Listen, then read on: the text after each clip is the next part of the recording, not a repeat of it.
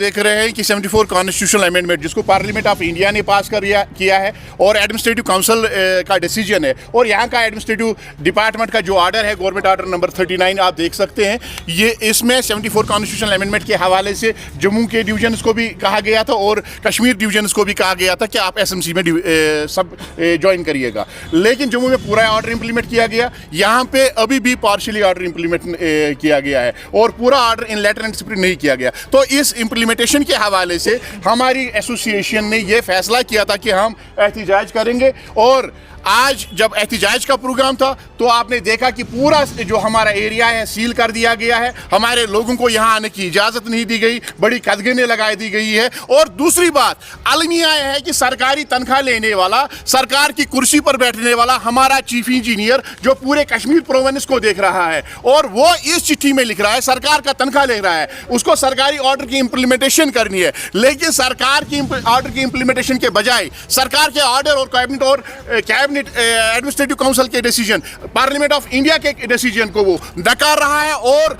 इस हवाले से प्रोटेस्ट करने वालों के लिए वो ये धमकी दे रहा है कि हम इनके खिलाफ एक्शन करेंगे। मुझे एक बात समझाइए चीफ इंजीनियर साहब या यहाँ की एडमिनिस्ट्रेशन, मुझे एक बात समझाइए, क्या वो सरकार की कुर्सी पर बैठ के सरकार का तनख्वाह लेके सरकार का काम कर रहा है, कॉन्स्टिट्यूशन ऑफ इंडिया को मान रहा है, पार्लियामेंट ऑफ इंडिया को मान रहा है, एडमिनिस्ट्रेटिव काउंसिल का डिसीजन मान रहा है, एडमिनिस्ट्रेटिव डिपार्टमेंट का डिसीजन मान रहा है? हम किस रियासत में रह रहे हैं, हम किस यूटी में रह रहे हैं?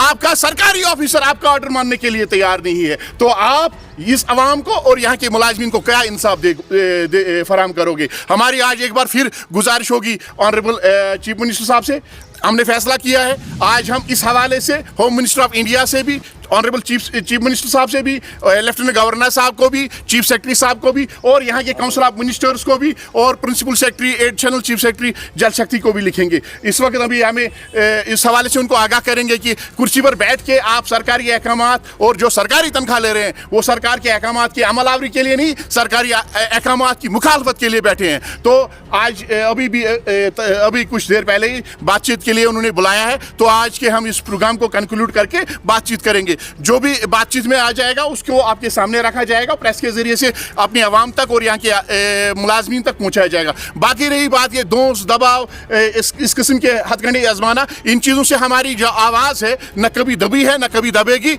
हम इन चीज़ों से पीछे हटने वाले नहीं हैं। हम तब तक लड़ते रहेंगे जब तक हमारा जो एक मुतालबा है 74 कॉन्स्टिट्यूशनल अमेंडमेंट, जो कॉन्स्टिट्यूशनल हमारी राइट है प्रोटेस्ट डिमॉन्स्ट्रेशन, वो हम करते रहेंगे जब तक हमारा जो एक मुतालबा है 74 कॉन्स्टिट्यूशनल अमेंडमेंट के हवाले से जब तक ये इंप्लीमेंट नहीं होता है। अगर इसके अलावा भी इन्होंने कुछ और इस हवाले से इकदाम उठाने की कोशिश की गई तो हमने कल ही फैसला कर लिया है, फिर हम काम छोड़ हड़ताल पे जाएंगे और काम छोड़ हड़ताल तब तक जारी रहेगी जब तक ये 74 कॉन्स्टिट्यूशनल अमेंडमेंट पूरी नहीं की जाती, इंप्लीमेंट नहीं की जाती है। और दूसरी बात, जो इन्होंने कल इस हवाले से अहकामात जारी किए थे 74 कॉन्स्टिट्यूशनल अमेंडमेंट के हवाले से, चीफ मिनिस्टर सरकारी कुर्सी पर बैठ के सरकार की मुखालफत कर रहा है, इसको हम अदालत उज़्मा में 6 तारीख को पेश करने जा रहे हैं। अदालत उज़्मा का फैसला सामने आ जाएगा, वो भी आपके सामने जरूर जरूर जरूर। किनसे आपकी बातचीत होगी? चीफ इंजीनियर्स अथॉरिटीज़ के साथ हमारी बातचीत हुई है, अभी उन्होंने बुलाया है चीफ इंजीनियर्स ऑफिस, उनके साथ बात होगी तो वहाँ पे देखेंगे क्या होता है। उसके बाद ये